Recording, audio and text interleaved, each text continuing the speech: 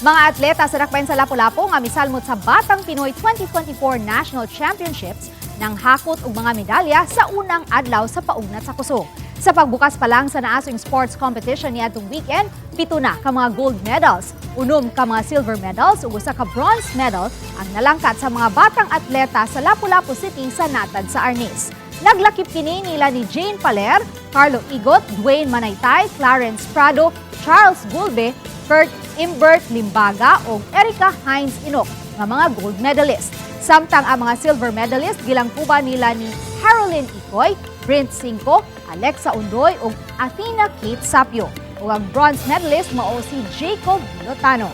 Karong adlaw aduna pay 24 ka mga event na salmutan ang mga batang agnisador sa Lapu-Lapu City nga maglakip na sa full contact. Gawas sa Arnis, may mga atleta usab nga gipada ang Lapu-Lapu City alang sa athletics, archery, badminton, chess, table tennis, gymnastics, dance sports, taekwondo, lawn tennis ug swimming. Niadtong 2019, top 6 ang Lapu-Lapu City sa labing daghang nalangkat nga medalya sa Batang Pinoy National Championships. Karong tuiga nagtinguha sila nga malakip sa top 5.